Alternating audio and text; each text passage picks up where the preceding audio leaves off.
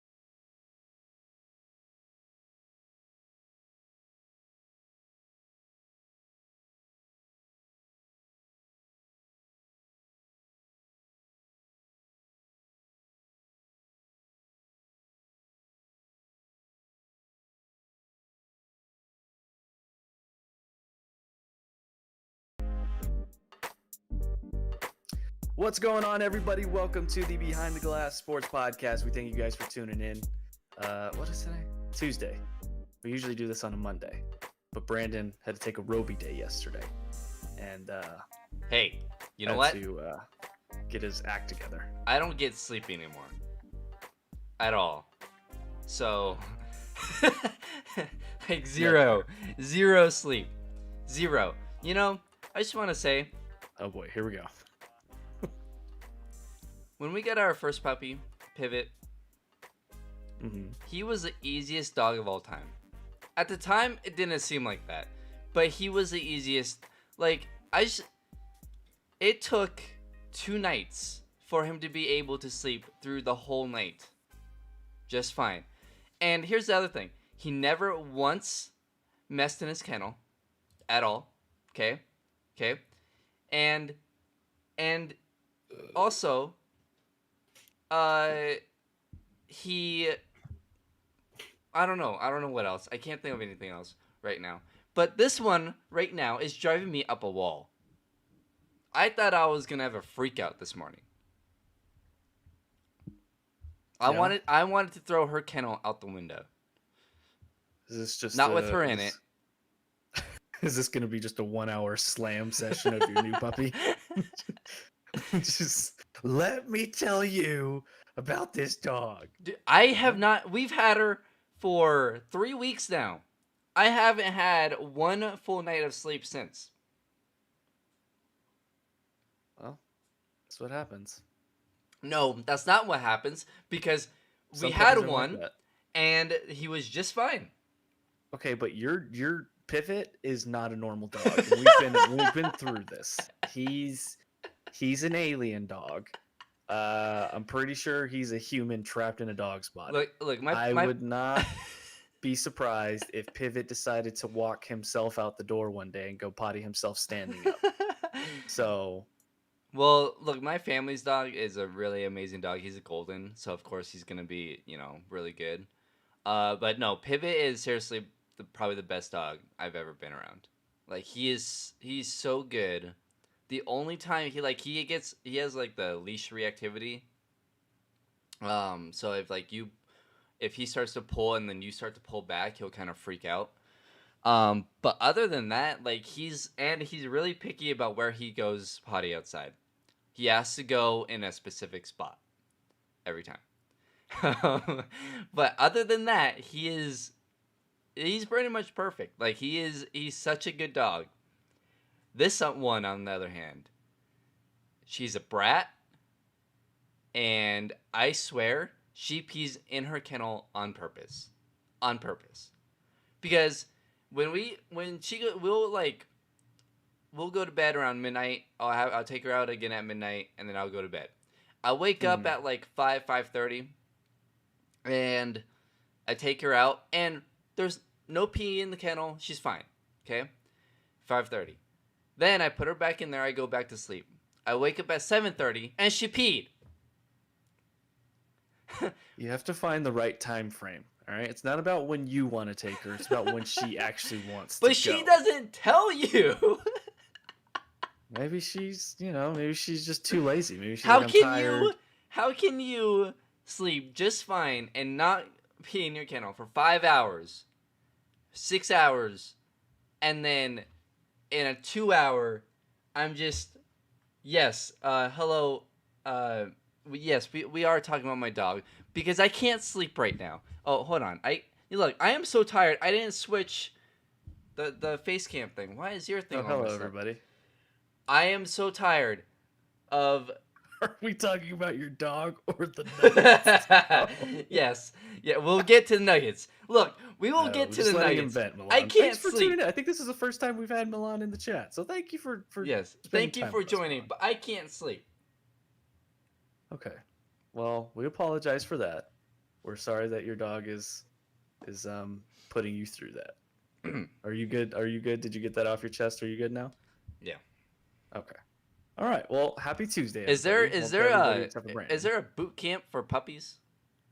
Yeah, I'm sure there is. It's probably a lot of money too. So Well, she look will into be that. going in about a Shout week. out to the 10th subscriber to the channel. I don't know who that was, but hey, shout out to you. And then also, before we get going, we almost have 1,000 plays on this podcast throughout the episodes we've been doing.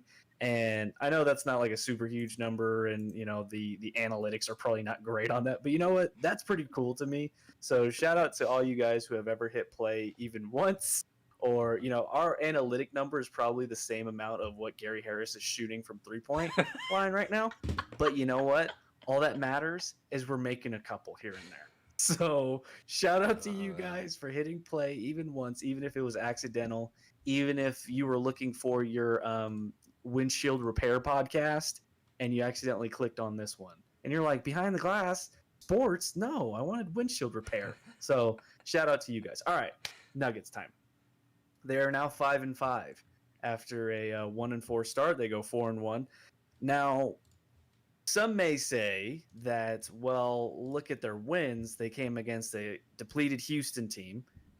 They came against a depleted Minnesota team that didn't have Karl Anthony Towns for both games.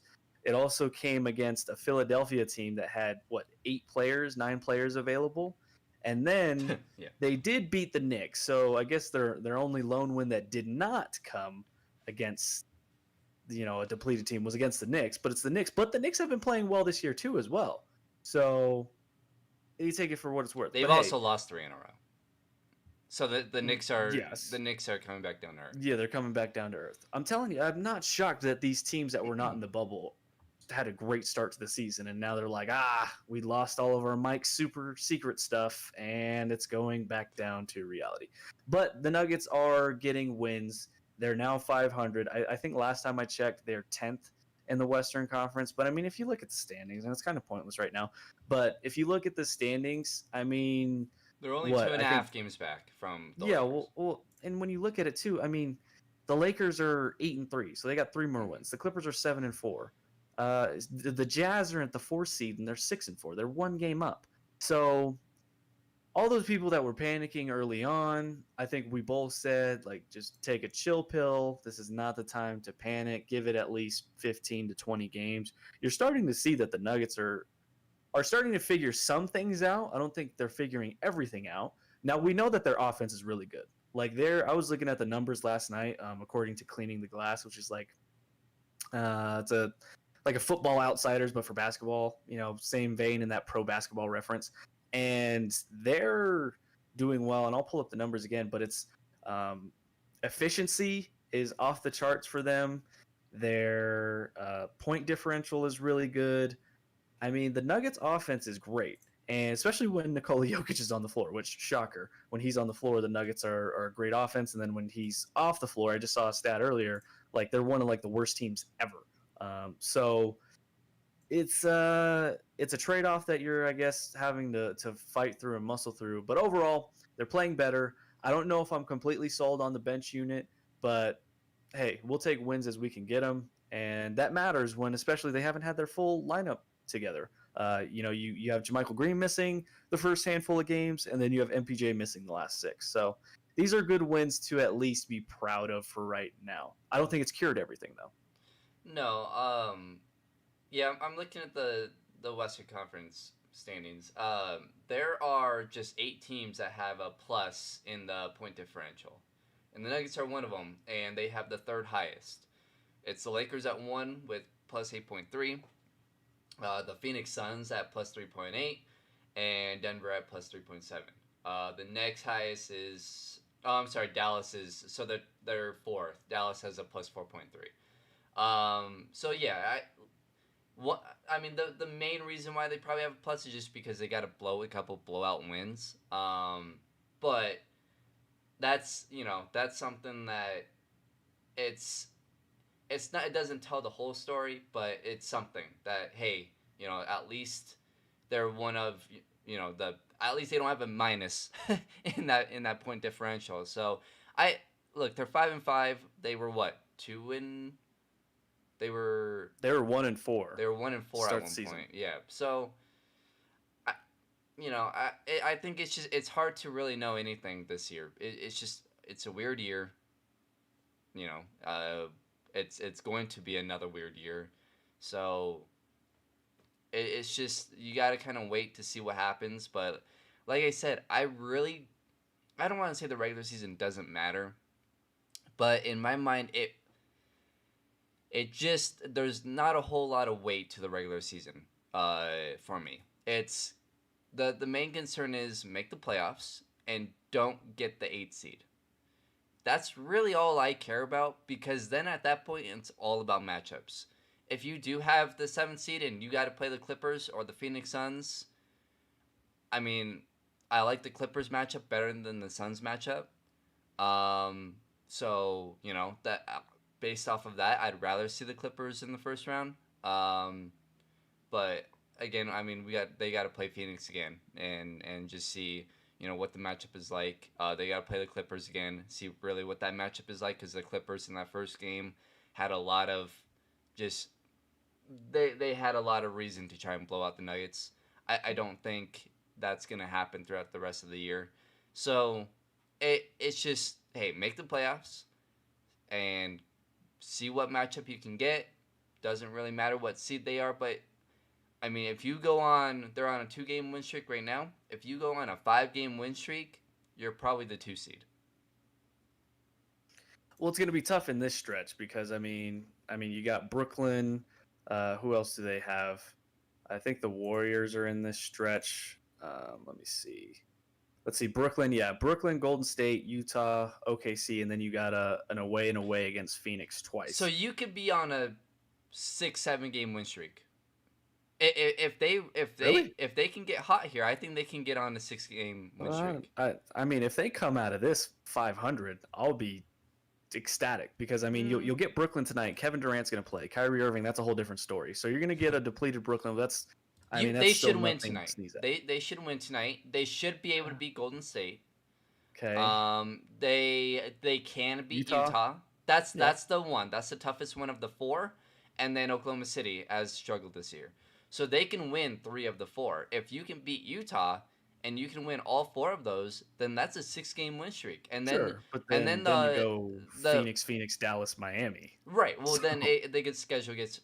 But what I'm saying is, 1 5-6 game win streak changes the whole standings. So you can by the end of those 4 games, the Nuggets could easily be sitting at the 2 seed. And then they might lose 4 straight and then be back right where they are. But all I'm saying is the Western Conference is so just everything is so close, because the West just beats each other up. Really, you're gonna see a lot of the better records in the East, because in the West, the Lakers will probably have the 1 seed, but other than that, everyone's gonna beat the hell out of each other. Well, and we saw that last year in the playoffs too, Right. right? I mean, we went in and Dallas was a 7 seed, but I think if I'm not mistaken, they were like 1 or 2 games away from being like the 4 seed. Right. So like you can't really make your judgment off of the seeding because it's not normal. Like you said, the West just beats up on each other. There's so much talent. And I think it's too early right now. I know you mentioned the matchups. I think it's too early right now to get a feel of who you do and don't want to Yeah, play. that's why I'm curious to Um, see them play and Utah. they only lost to Phoenix by 3 in that game. So it's not like they Yeah, were blown off the the floor by Phoenix. the only reason why I'm nervous about Phoenix is DeAndre Ayton, and his ability to defend Jokic, and on the opposite end, Jokic being able to defend him. I'm just not sure. I think they have a size advantage, a slight size advantage, and I think DeAndre Ayton can bother him. I look, I don't think that Devin Booker will kill them, just because I like Gary Harris's defense on Booker. But then I just the shooters that they have on that team, they remind me a little bit of Dallas, and so they scare me a little bit. But I am curious to watch those two Phoenix games, Mhm. on the 22nd and 23rd. Those are two big games to kind of see, how how well you play against Phoenix. They had to come back, by the way. They were down by quite a bit against Phoenix in that first game. Mm. But that's if they were to match up against Phoenix in the playoffs somehow, I think that's a big series for. That's a series where I think Jamal Murray. That is similar to Utah, where Jamal Murray would have to carry the team a lot more, than say he would against the Clippers. Yeah, and that's a Um, series you would need MPJ's scoring punch yeah. too as well. Hmm. And Milan says, just avoid the Lakers in the first 2 rounds. Yeah, I mean, at any cost that you can avoid LeBron James and Anthony Davis will take. Eventually, you're gonna have to take on that beast if you get to that Look, point. they're gonna go back to back. Um, They're yeah, I they're don't the know if best. anybody's gonna be able to get back through the Lakers. Not in the West, and unless someone makes a massive trade, unless unless Harden goes to another Western Conference team, um, like Denver or Dallas, or I don't know who else would be in the running in the West. Then the Lakers will probably get back to the finals. And honestly, out of the East, I don't see anyone in the East that can beat them. At least right now. It's early in the season, but the Lakers are clearly the best team in the Yeah, league. I mean, my money would be on. I know Brooklyn's kind of disappointing right now, and there's another team right now. They're 5-6. Now, granted, they didn't have Kevin for like 3 or 4 games there, but Hmm. that's a team. They can't play defense, but Right. they can light you up in a hurry. And I think that's one team that I could point to. I don't think Milwaukee can because again, I just need to see it from Giannis in the playoffs when it comes to that jump shot. They're going to build a Hmm. wall and they're going to make him prove that he can at least be effective from, mid-range to the 3-point line. And then you know how I feel about Chris Middleton. He just disappears in the big moments. Hmm. Much like Paul George, but Paul George Yeah, is still no, better. We're no, not going to go down this road. you didn't watch you didn't watch Milwaukee in the playoffs then. Well, I know that they disappointed. They were a championship favorite, and Hmm. well, I guess so were the Clippers. I said the Clickers. Anyways, we're not talking about these teams right now. We all know that Middleton is worse than Paul George, and that's just it. I forgot what I was saying. Yeah, Um, playoff P definitely proved that last year. yeah. Anyways, uh, yes, the Nuggets need to avoid the Lakers. But before we get to all that, I mean, we still got a long time before that. Let's Right. talk about this team right now and how they're performing. And one guy in particular is surprising me. Can you take a guess who it is? JaMychal Green. Yes, but that's not who I'm thinking of. Oh. He's actually been a pleasant surprise. I mean, that guy is I'm 12 telling you, points a game. look, Jeremy Grant is playing. Look, kudos to Jeremy Grant. I do want to say Jeremy Grant is playing out of his mind. he's playing out of his mind, but he did not, for what he wanted to do and what the team wanted from him. Mhm. He does not. He did not fit with the Nuggets. It would not have worked to as well as I think Nuggets fans wanted it to work, as well as the Nuggets wanted it to No, work. I mean He he's the wants primary scorer there. right. He wants to be Like, the guy. He wants to play out on the wing, and that's it. The Nuggets needed someone to play at the power forward position to help Jokic out, to just be a solid defensive guy that can also hit a three. And you're getting that from JaMychal Green. he's shooting 52% from three. Yeah, JaMychal Green is. look, that's who he is. He's a 3-and-D guy who can play more at the power forward position better than Jeremy Grant can. He's a better fit towards for the Nuggets. And one, I think he will probably be starting by the end of the season, or at least in the playoffs. And Paul Millsap will probably be moved to the bench, or at least he'll be getting the majority of the minutes, and Paul Millsap's minutes will be back down to 15, like we saw in the playoffs last season. But JaMychal Green is a better fit for the Nuggets than Jeremy Grant. It looks bad because Jeremy Grant's going nuts over in Detroit. But again, his play style and the way he's playing in Detroit, he would not have gotten that in Denver. He would not be averaging 20 points. You would have to. No. The only way it would have worked, and here's where it's like, okay, I kind of wish he was on the team and they got JaMychal Green, because I would have started Grant at the 3 and had MPJ and Barton come off the bench. That fixes your bench problem, and Jeremy Grant can be what he wants to be at the 3 in Denver. Like that would have been best case scenario, I guess. But then you got all the people saying, well, what about MPJ? So, I just think it worked out for the best for both sides, just because I think the Nuggets, I don't know if JaMychal Green I don't think he's the long-term fix at the power forward position, but it wasn't the off season to kind of fix that permanently. And I think JaMychal Green is a solid 3-and-D guy that can at least fill in what Jeremy Grant did last year, this year. Sure. I don't know if I'm ready to go to the point of he's the better fit than Jeremy Grant, because I think Jeremy Grant gave them so much more defensive versatility. He can guard.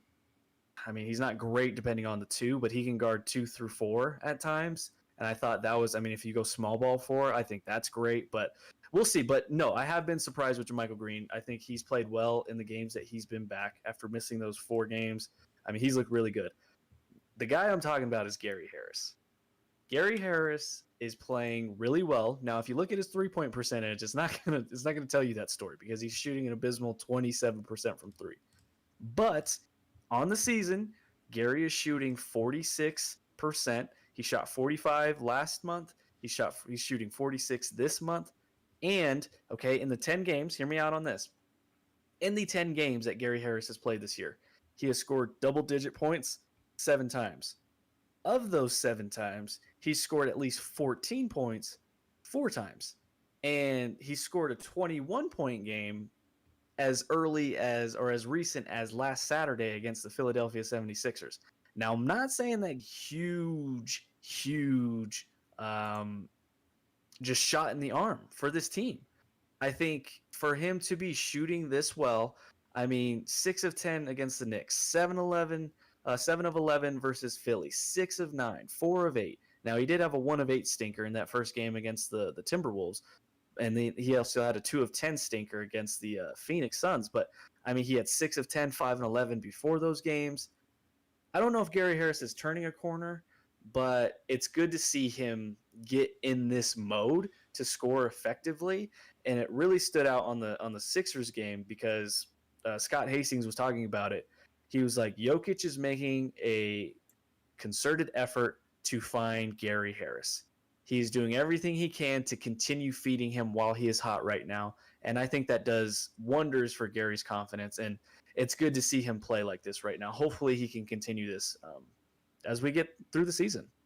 Yeah, and obviously the 3-point percentage is low, but you look at his career average, 12 points per game, 2.6 rebounds, 2.1 assists, shooting 45% from the field, 35.8% from 3, and 80% from the free throw line.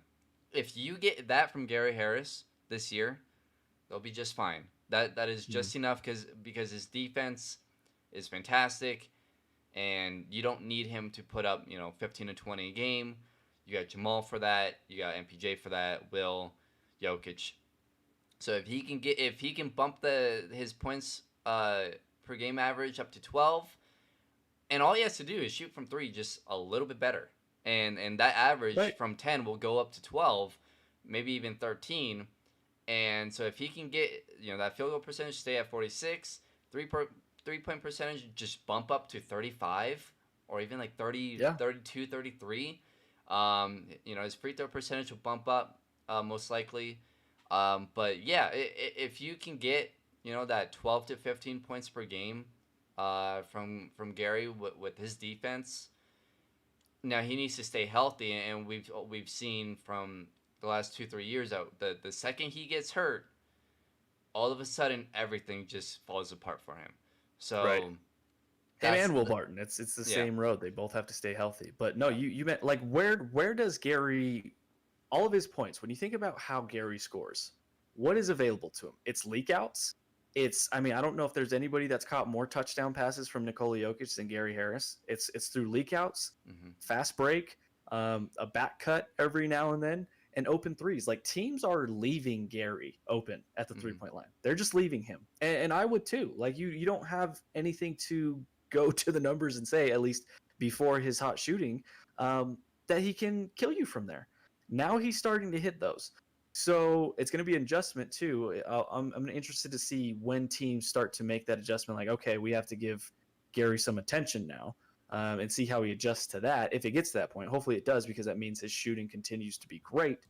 But like you mentioned, he's not a focal point of the offense. He's option number 5 at times in the starting lineup. I would say that even Paul Millsap at times is more of an option than he is. And even if JaMychal Green was in the starting 5, I would say probably he would get the nod over Gary. But Gary is now option 4, 5, maybe 6 or 7, depending on where you look at him in his status of the team. So I think that takes a load of pressure off of him.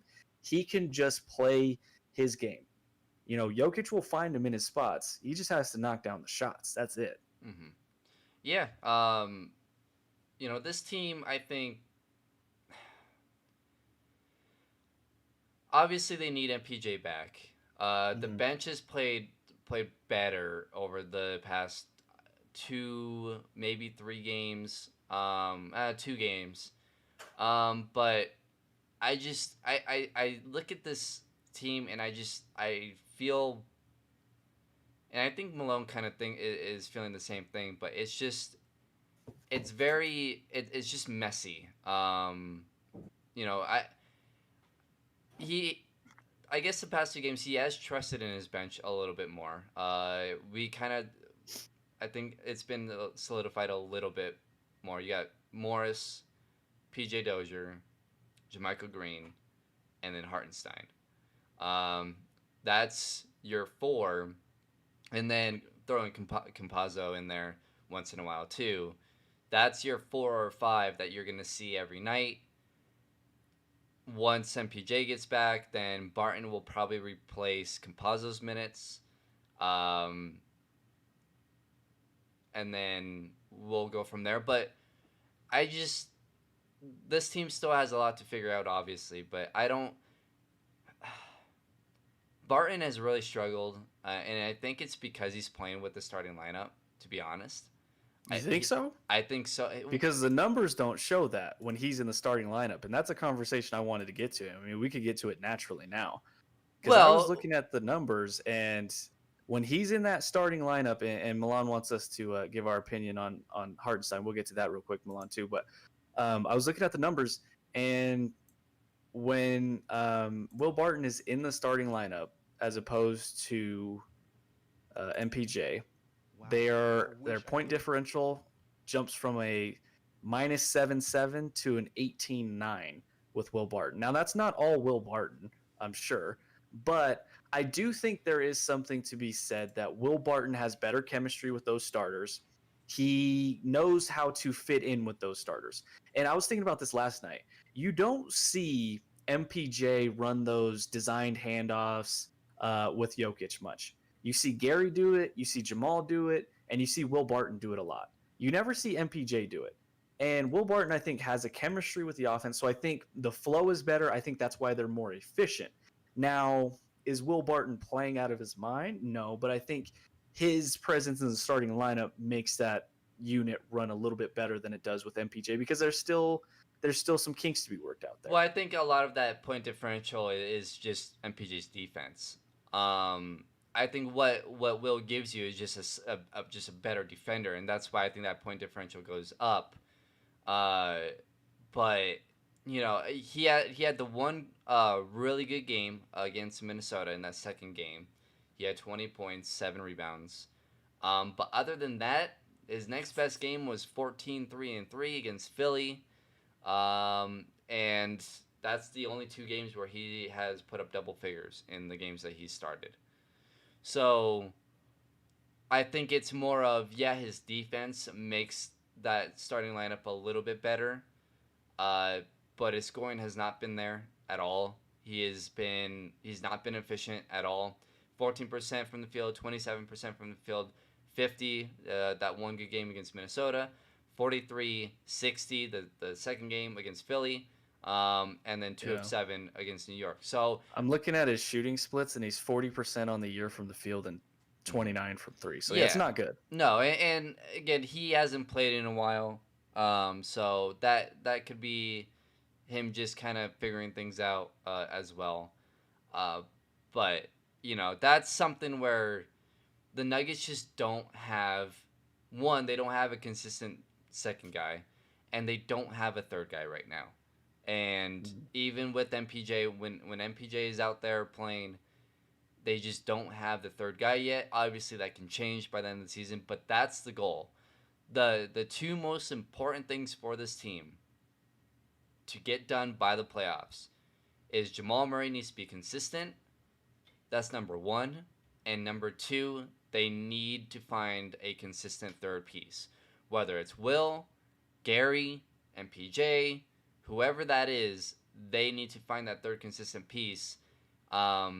Because if they don't, they're going to get bounced in the first round. They cannot survive in the Western Conference with your MVP type level player and then an inconsistent 2 and nowhere to be found having a guy to be your third. So that's the concern for this team.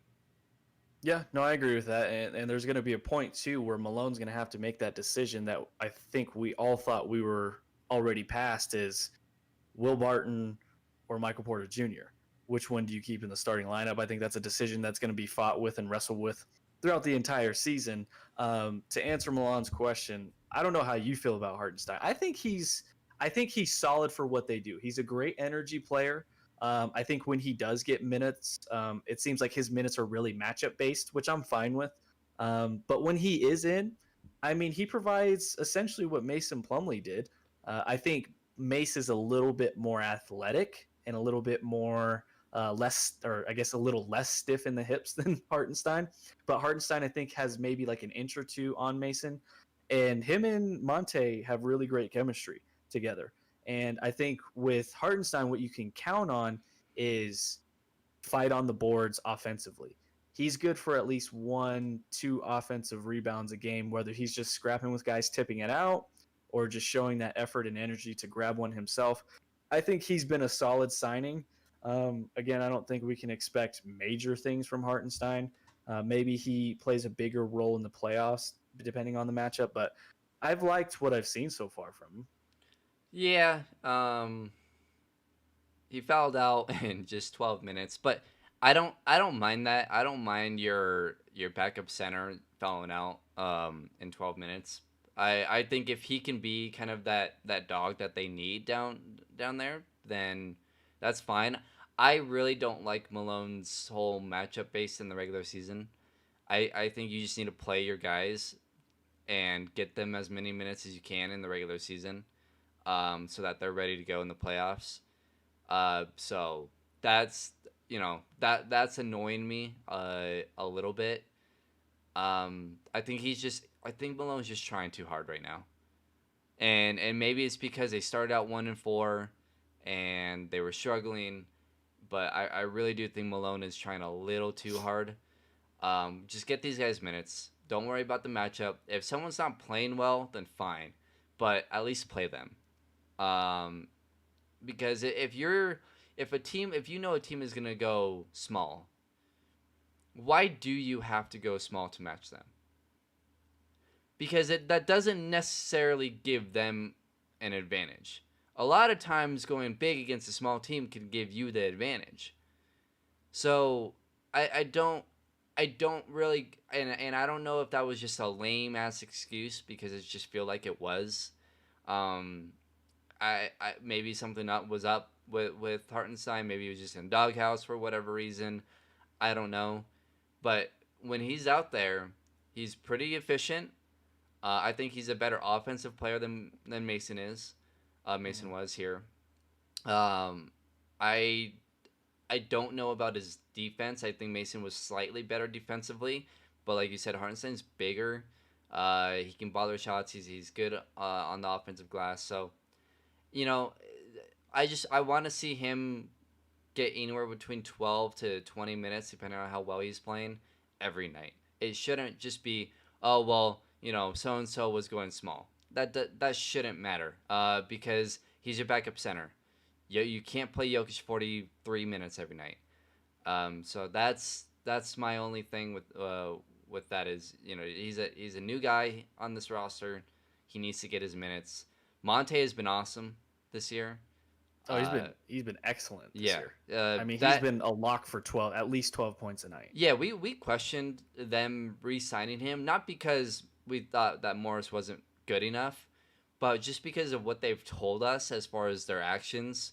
With PJ signing Campazzo, drafting RJ Hampton, it just to me it didn't make a whole lot of sense. But he's definitely proven that he deserved that contract. Um, so he's been fantastic. PJ Dozier has been really good too.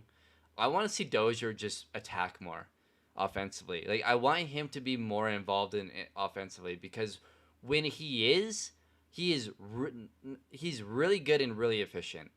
Against the Knicks, 4 of 6 from the field, 3 of 4 from three, had 12 points, 5 rebounds, 2 assists. Like when he's out there, and a lot of times what happens is he kind of just stands in the corner and doesn't do anything. And so you see those stat lines of like 2 points on 1 of 2 shooting, and he had like 4 rebounds and 2 assists, and it's like, and he played like 20 minutes. So those are that's another thing where like the bench unit needs to just do a better job of getting everyone involved. I think that bench unit just gets a little stagnant, and it's probably because they don't really have a guy who can kind of take control offensively. At least right now, with Will being in the It's starting lineup. essentially it. That Yeah, is it. Yeah. right. You don't have anyone, so it's I mean, if you're playing the Nuggets' second unit, who do you fear? I mean, right. Monte can get his shot, but again, if it's not in pick and roll situations, Monte's not like gonna break you down necessarily, and he's not super fast to where he's gonna get by you. He gets most of his stuff in the pick and roll game, and when the ball is swung to him on an open pass. I mean, PJ Dozier, you're not gonna. That's why they're having to stagger those minutes, Well, that's why I'm and saying that's though. I why want to see you need an MPJ. Yeah, that's why I'm saying though. I want PJ Dozier to be just more aggressive. I think he was Yeah. in that Knicks game, but he needs to. He's playing at the two. Um, he needs to be a little bit more aggressive offensively because when he's really good. Like I said, 4 of 6 from the field, 3 of 4 from three. He's not a bad shooter. Like he can shoot the ball. He can score the ball, and he's a great playmaker. So he can be that guy for them. On the season, he's averaging 19 minutes per game, shooting 45% from the field, 43% from three. I mean, that is solid. That is solid shooting numbers. He needs to be more aggressive. He can't have these. Against the first game against Minnesota, 7 points. Second game against Minnesota, 3 points.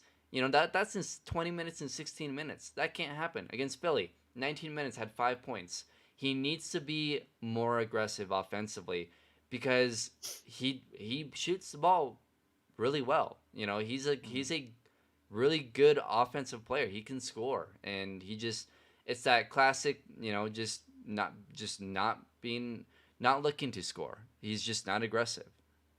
Yeah, I mean, it could be some of that. It could be just some of just finding a feel for that second unit because it's kind of seen a little bit of shakeup. I agree. I don't know what Dozier is shooting on the year. I don't know if we can count on He's his. shooting 43% from three. Is he really? How many has he taken? Has he got a decent sample size for that? Because I Um, don't know if let's he's see. necessarily a shooter, but I do like PJ's ability offensively. He's a bigger guard. He can get to the basket.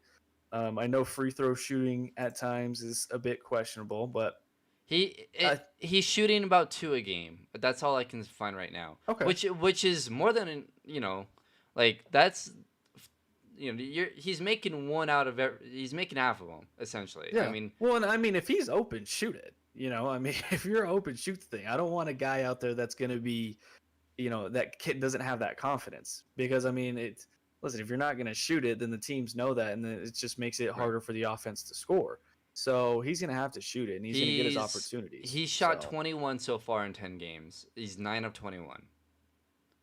okay, I just look, he's shooting uh, 40 right now. He's shooting 43% from three.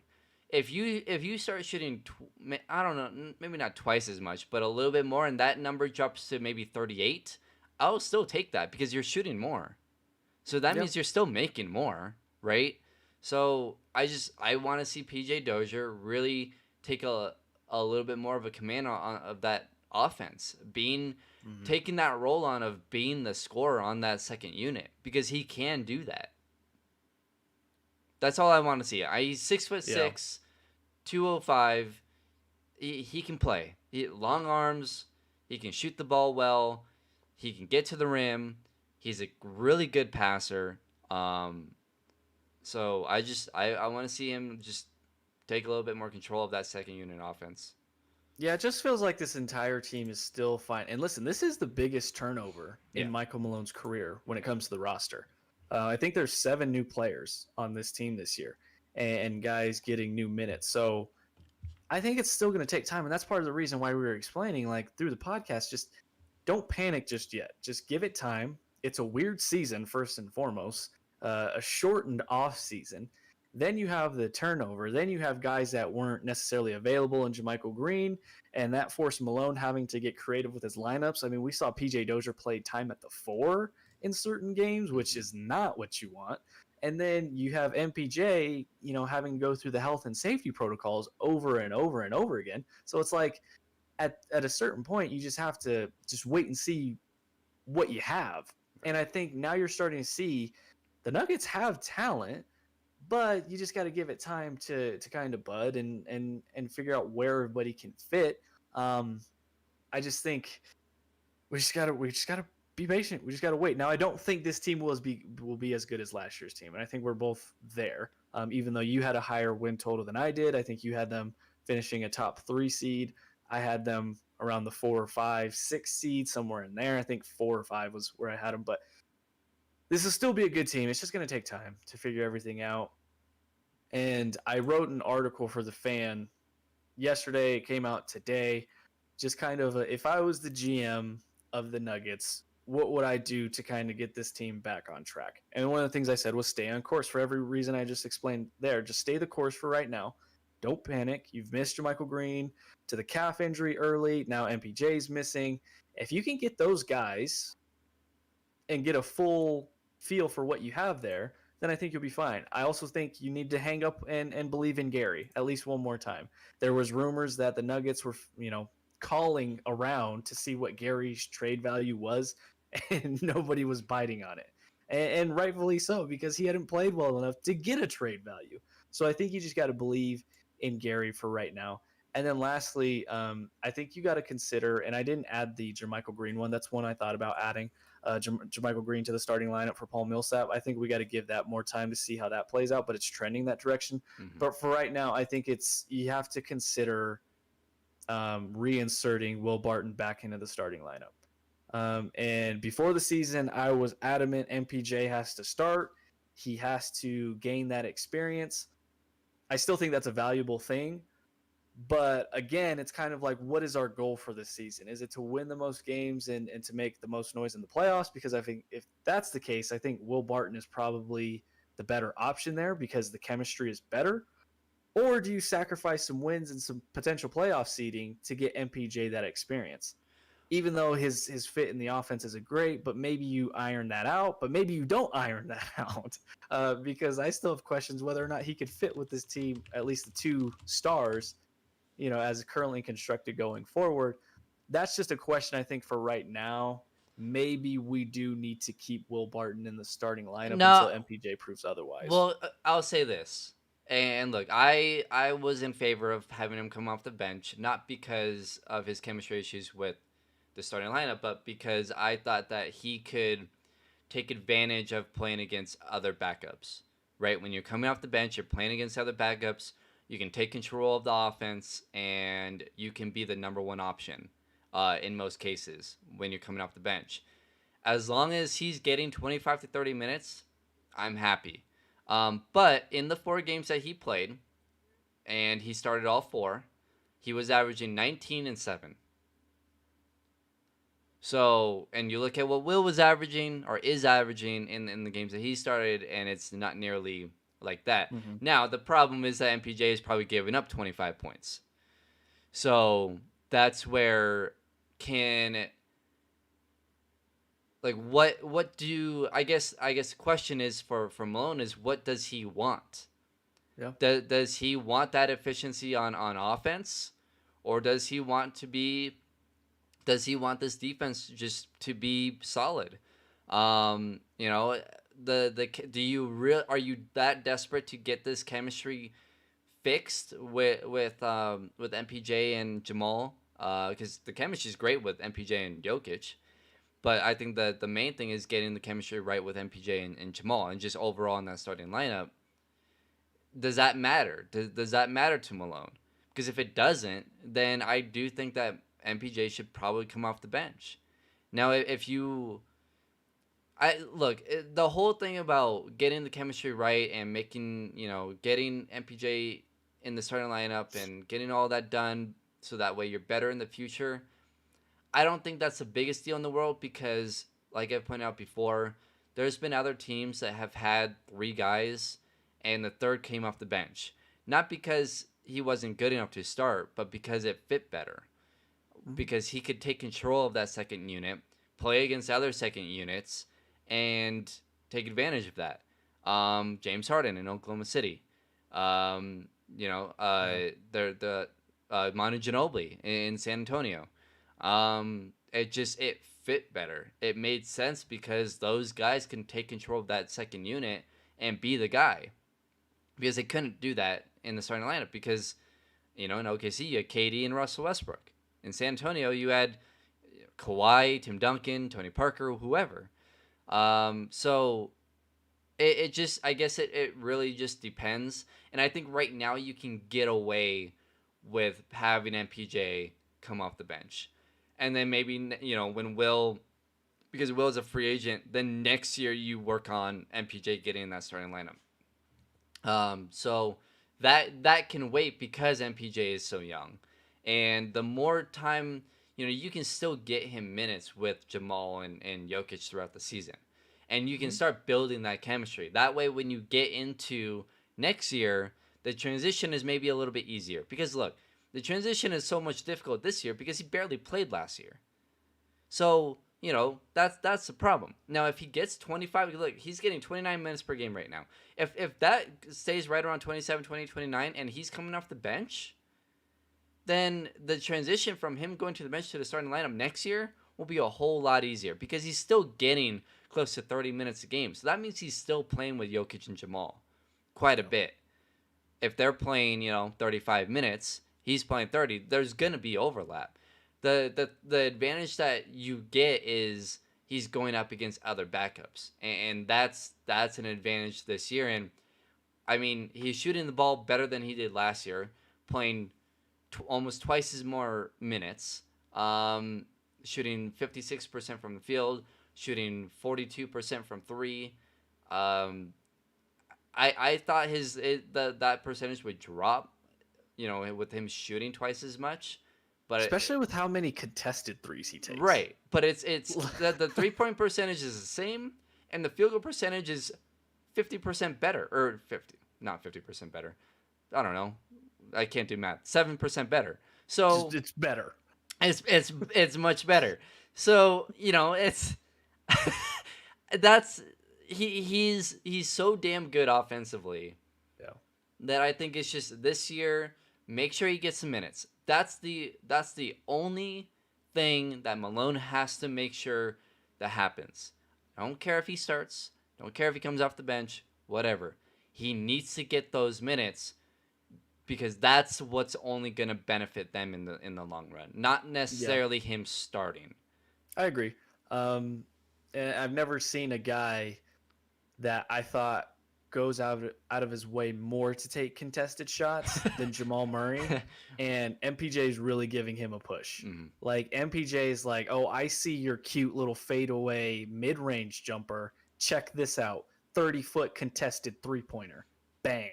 Knocking that one down." And then you have Jokic, I guess I'll take this fadeaway Sombor shuffle. The ball will touch the ceiling and it'll net it. I'm just like, this guy's amazing. Milan wants our opinion on Bol Bol. I mean, listen, I think there is potential there. Um, I trust him? No. I think defensively he's out of position a lot, and they mentioned that on the broadcast a lot. That's why he doesn't play a lot. We know the talent is there. I mean, we know he has ability, but it's hard for me to trust him. As far as his progress, I don't know how much you can progress if you're not playing a lot. Mhm. I mean, hopefully he's doing what he can in practice to improve his game. I think unfortunately for Bol, it's not only he's out of position, but it's sometimes effort too. Like I think there's times where guys are going to the basket and he's on the weak side and he doesn't even make an effort to contest guys. Like he's lazy about it. And I'm like, dude, if you just stepped over and just put your hand out a little bit, that would change a layup attempt. So I think there's a lot of things with Bol. Now the potential is there, as I said, the talent is there. As far as him doing anything major within the next year or two, I just don't see it. Yeah, if I were the Nuggets, I'd send him down to G League because he's not going to play. Malone doesn't trust him. And the only way he gets better is if he does play. So I would send him down to the G League for the year, let him develop. I think the problem with that is just the Nuggets don't have depth right now. Mm. But you know what? I think Malone has more trust in Zeke Naji than Bol. Okay. So maybe you go out and maybe you try and sign someone. You send Bol down to G League. I would even send RJ Hampton down to the G League. I'm not really sure why they haven't done that already. Um, but Is the G League even going on? I oh, mean, that maybe could that's be it. why. Maybe that's why. Yeah, I don't even know if it's I even didn't even think about happening. that. Yeah, the G League's probably not happening. So that's why they haven't been. Yeah, if it was a normal year, good point. I didn't even think about that. Yeah, if it was a normal year, Bol, RJ Hampton would both be in the G League at the very least. I the other thing too, I think I really like Zeke Naji. I would like to see him get more minutes on this team. Uh, it's not gonna happen, but it's just it's so frustrating to. I get why Malone is the way he is, and I also get with the way the season has started and with them struggling, it makes sense that he's not playing some of these younger guys. Um, but against the Knicks when it was a blowout in the third quarter, I mean, I would like Zeke Naji to come in a little bit sooner than 4 minutes and Yeah, I mean these guys left. are getting 4 minutes, like the final 4 minutes. Yeah, Bol's getting like the last 2 minutes. Just like, what like are we doing? let's especially because I think Zeke Naji can add a little bit to this team. Now, I think he was playing. He had a couple of games I think where he played a little bit more because Jamarco Green was out. Um, he long term, I mean maybe he's that fix at the power forward position, but that I want to see at least Najee get more minutes, just because I think he's a guy that they could use later on. But other than that, I mean, yeah, like I said, I can't really say anything about Bol Bol just because he hasn't played. So there's really nothing to Yeah. say And about Milan Bol asked Bol if right we now. should trade him. I mean, maybe. I mean, if you could throw him in as a filler, as a Well, I contract think the only trade that I even. would be okay with, um, is just if it's a big trade and you're throwing him in Yeah, he's as a just as piece. filler to complete the contract numbers to match up. No, I mean Yeah. as a young potential piece. I think Well, if sure, it's but if you know if you're trying to go out and get Bradley Beal or James Harden, then you're probably gonna have to throw in uh, MPJ, Bol, probably one of the other rookies, and pick. then yeah, a pick, Speaking of Bradley Beal, maybe that's another Barton. guy who is playing insane right now. Yeah. Put up So 60, 40, and they're still losing. yeah, That's just I feel bad for Bradley Beal. Well, in a sense, I mean he's making millions of dollars, so I don't feel that bad. But I mean his team is not good, and then Russell Westbrook is going to miss time with a quad injury, so it's. I mean, I wouldn't be shocked. Now I know he signed a long-term deal the season before last, I hmm think. And he said he's committed to staying there, but well, I don't know, I think man. Washington by the trade deadline they're gonna be looking at this team and like, we should probably just rebuild at this point. Like, I Yeah, think it's been more of Washington is it refuses to rebuild, which which is hilarious because they've been bad for, I mean, like the last 3 or 4 Well, years. I mean, hey, we have firsthand experience of seeing a team that's been bad the last 4 or 5 years that refuses to rebuild. So, That's true. it happens. But yeah, if if they continue to lose, I mean, Bradley Beal came out and said we can't guard Park Carr. I mean, they really can't. So, he's obviously getting frustrated. So he might be Right, available, and the Nuggets, they might have man. pieces. Listen, if Washington puts him on the block, you have to make a call. Yeah, but You look, have to. it's gonna take MPJ, Fine, multiple first round picks. fine. Um, so I'm fine with it. Let's do it. Let's do it. And I get it's MPJ, but I do think Bradley Beal would be a better fit in the short term. He's a guy who doesn't necessarily need the ball. He can work off ball. He can light it up. I mean, he's a guaranteed 22 to 25 a night, if not more. I don't know what he's averaging this year or what he's averaged over his career, but I mean that's a guaranteed. I mean, I don't know how Jamal would feel about that, but I mean that that's the honestly issue. might make Jamal your second option, but or third option. But Yeah, that's the only issue. Bradley Bill right now is 27. He has 3 years left on that contract, I believe, including this year. So you'd have him for 2 more years. This year, so last year he averaged 30 points per game. This sheesh. year he's averaging 35. Oh my gosh. Five Well, that's rebounds, early. five I mean, rebounds, that's and five 62. assists. Yeah, in 10 Ugh. games, 35, 5-5. Ugh. Shooting 49% from the field and 37 from three. I mean, if Taking you're Washington, is there like I would think a Nuggets offer would be pretty intriguing. Of MPJ, you get a young guy who you could build around, could easily make your franchise player.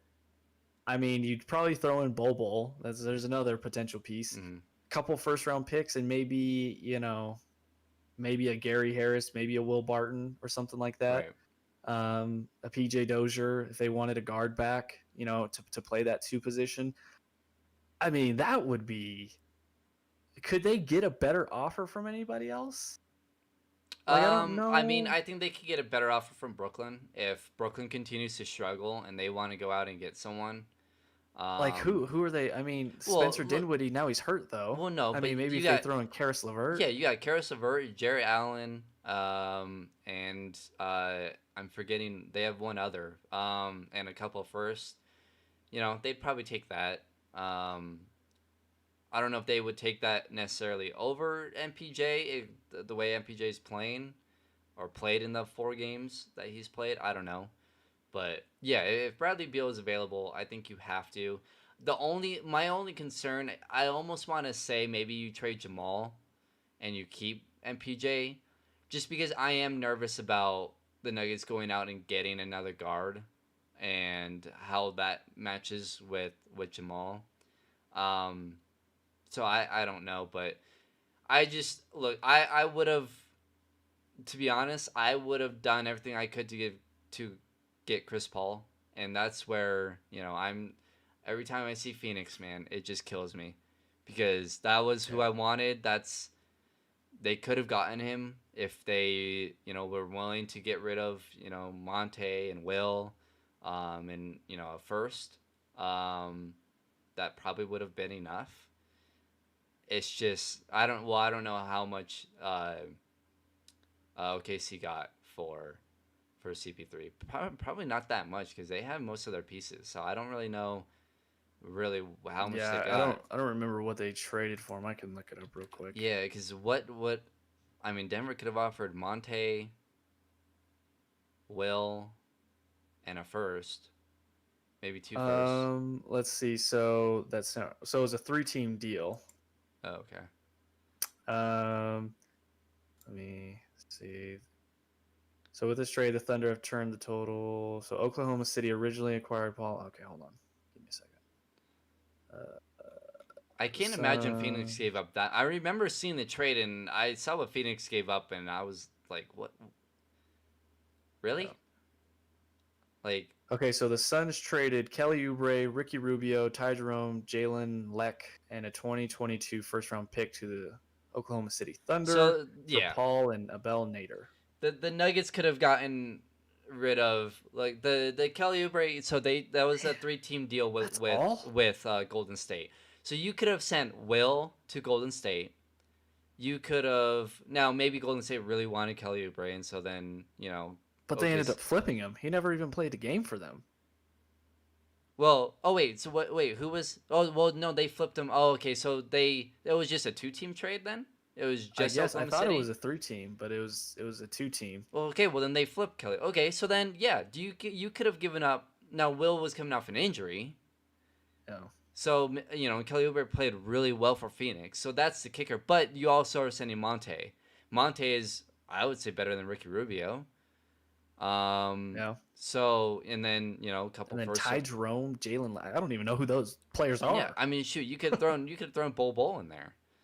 So Bol had way more valuable at the time than he does now. So yeah, that one kills me, because what CP3 has done over there in Phoenix, I love it. He's changed their organization. Yeah, he would have been fantastic with Jokic. He would have been fantastic with Jamal.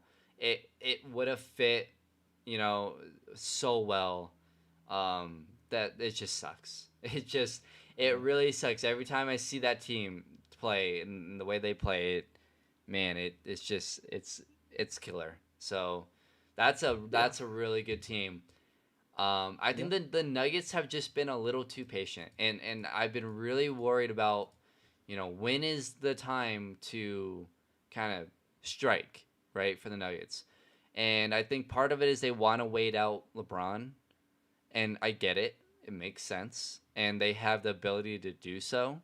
They're not pressed for time. So I understand it, but at the same time, man, CP3 was available. You pass on him, fine. But if Bradley Beal becomes available, and you don't pull the trigger, and he gets traded, and you look at the pieces and you say, well, Denver could offer something better. That's, it's just, unless MPJ comes back and plays out of his mind and continues to average 20 points a game and 7 rebounds, and his defense gets better, and it starts working out. But we'll see. Yeah, I agree. If Bradley Beal becomes available, you have to at the very least kick the tires. But you have to trade MPJ for Bradley Beal, and so that's the question. I'm fine with that for right now. Right, but if MPJ comes back and he's out there putting up 20 to 25 games, 7-8 rebounds, I don't know how you could trade that right now. Yeah. We got some time before the trade deadline. So unless Jamal's struggling. Like I said, if Jamal keeps on playing the way he's been, throughout the season, I wouldn't. Hey, and Monte is playing the way he is. Move Monte up at the 1, Bradley Beal at the 2, MPJ at the 3, whoever at the 4, Jokic at the 5. Roll with that. How the tables have turned from Jamal supporter to get him out of town. I mean, I'm not advocating Ruthless. it. I'm just saying. No, I know. I'm just saying. If you trade Michael Porter and he's playing really well and Jamal's still a bit inconsistent, how is he going to become more consistent with Bradley Beal right next to him? I get it. You know, I don't think that would work. It's going to be fun to watch. We got a lot of time before the trade deadline, before any moves like that can even be considered. Right now, I think it's just best to just stay the course and see what we have in this team once they get fully right and have the full pieces available. But that's going to do it for us today on the show.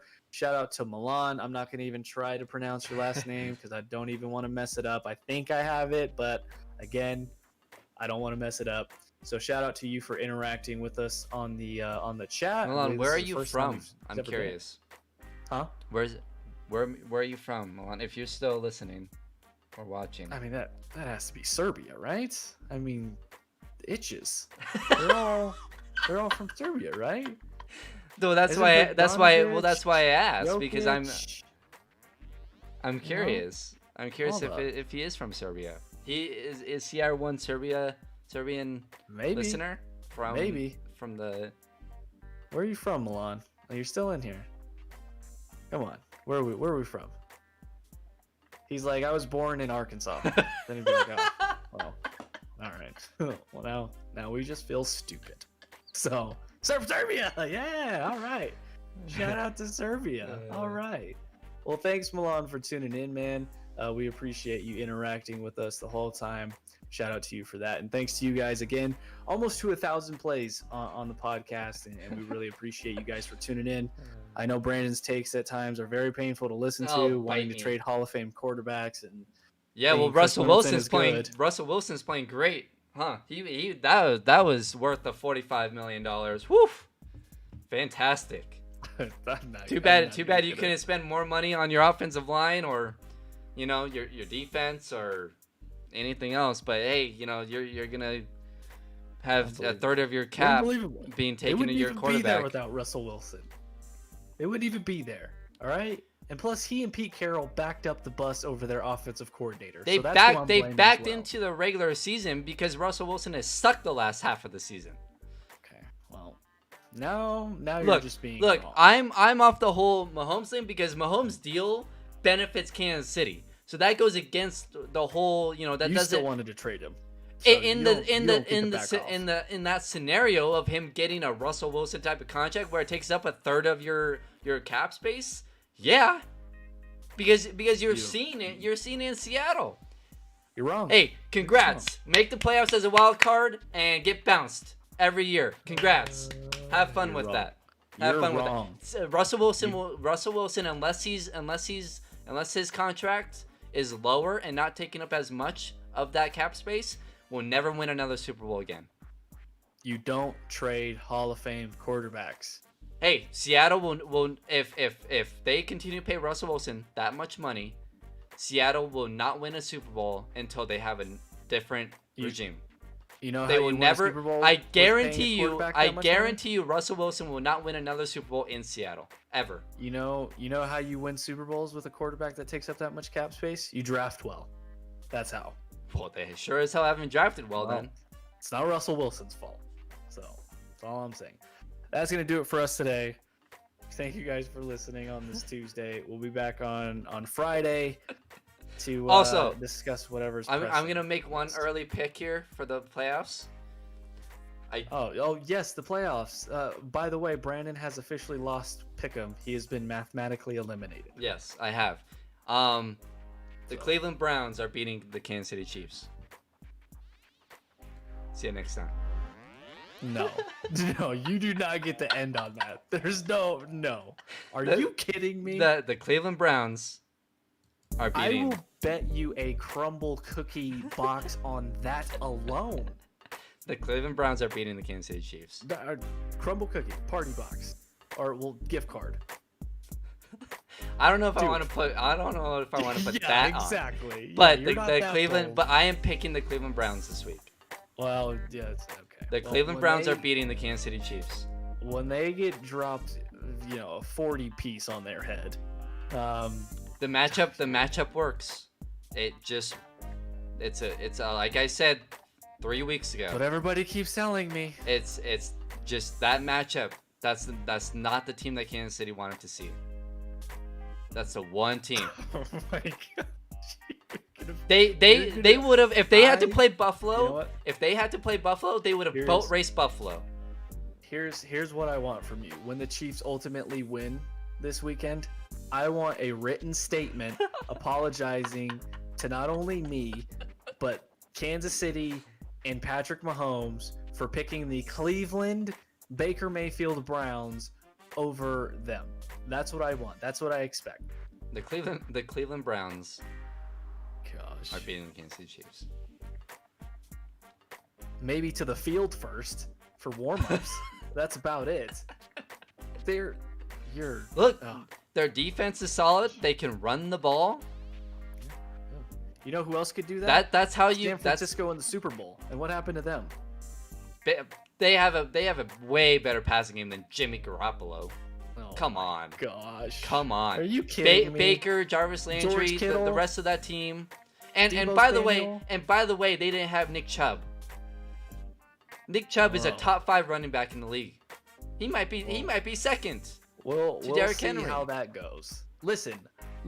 If you're right, I will rejoice because anytime I see the Chiefs lose, which hasn't been very often lately, it's very depressing for me.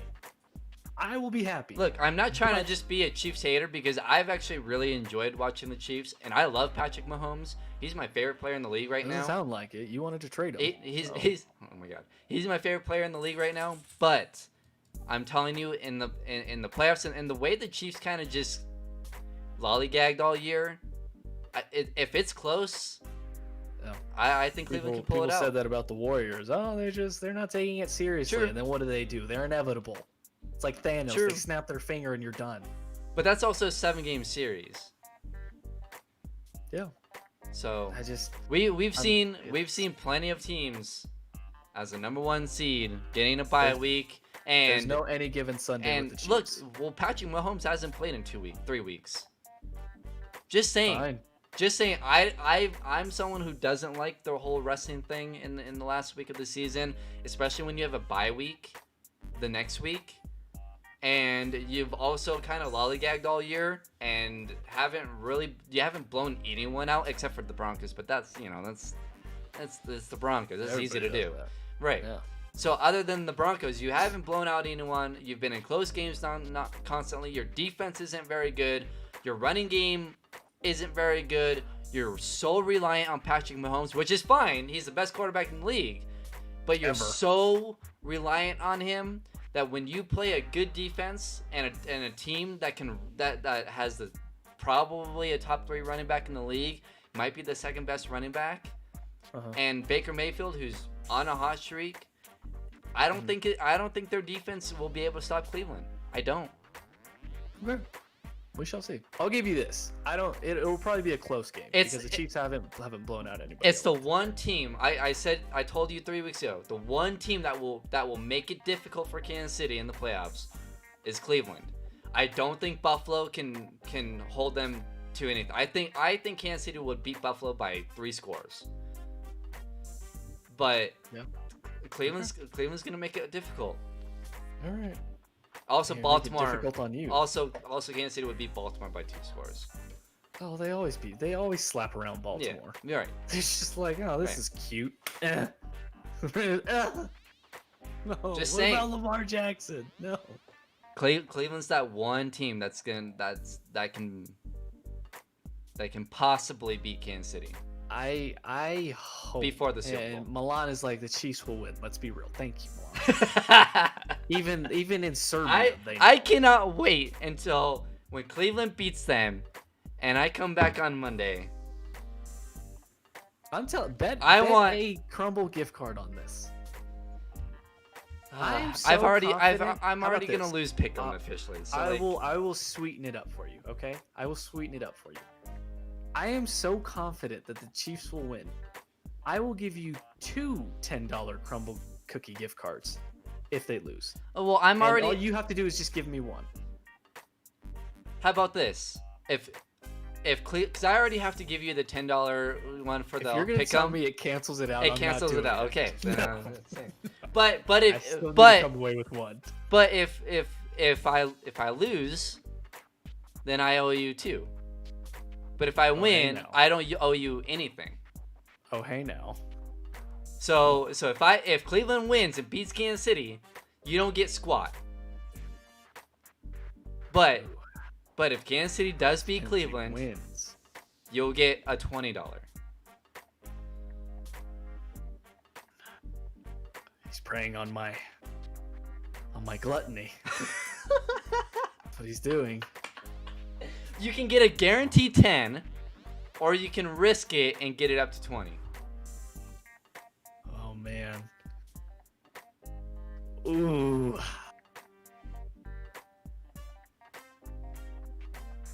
I do already have $40 in Crumble gift card.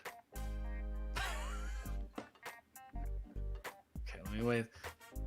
I would still have the win over you in Pick'em, but no reward to show over. Mm-hmm. But then if Kansas City wins, I could get double that. And I could get really fat. Let's do it. Deal. All right, deal. I'm in. If the Browns win, you don't owe me a Crumble gift card for winning Pick'em.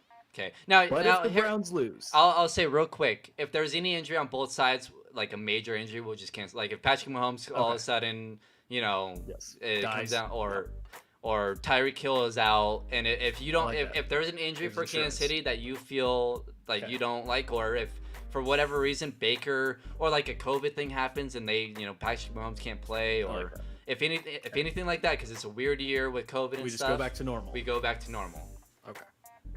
Because But- I don't want a situation where Patrick Mahomes misses the game and then it's like, well, or or Baker Mayfield Baker cramps up. or Baker, something happens with, either side. Okay. Because All right, that's fair. with COVID, it literally anything can happen, and I don't think if Patrick Mahomes misses a game due to COVID, they won't postpone the game, will they?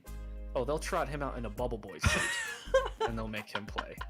So, you better get in there, Patrick. So sorry. Yeah. So Right. due to the COVID stuff, Okay. that's the only So- thing. There's insurance on it, but if the Chiefs win, I get $20 in Crumble cookie gift card.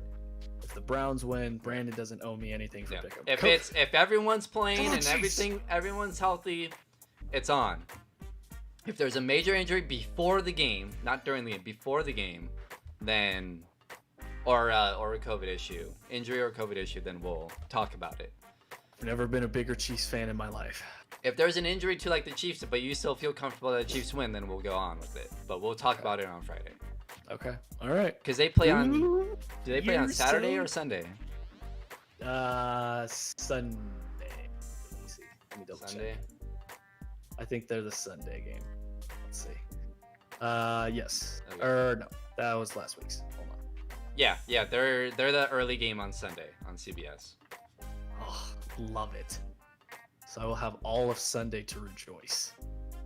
Love I'm it. telling you, in all the years for Cleveland to make it to the Super Bowl, it's gonna be this year. If there's ever a year, it would be 2020, 2021. That I'm just saying. Now I'm not saying that if they beat the Chiefs, I'm not sure that they get to the Super Bowl.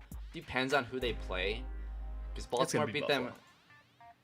Baltimore beat them earlier, and if it's Buffalo though, I think Cleveland could beat Buffalo. I don't know. That's the only other team I can see making it to the Super Bowl out of the AFC is Buffalo. Buffalo is really good. Their defense is playing better. hmm They're not as great as they were last year, but I They're just playing I better. don't think they're like the Chiefs mini me, so there's no way in hell that they beat the Chiefs. I'm just saying that I think Cleveland matches up better. I'm not sure if Buffalo beats Baltimore. I'm really not. oh my I God, think that's what gonna be. is wrong with I think. you? Well, I think What? I'm probably gonna pick Buffalo, probably, but I wouldn't be like that's gonna be a good game. I think that's gonna be a really good game. I don't think so. I think that one's gonna be like a 10-point game. Baltimore's been really good lately. We'll see. I just don't trust Lamar. Like, he got his first one. I just don't trust him after that. But all right, I like it. I can't wait till Monday when you regret this. There's no take backsies.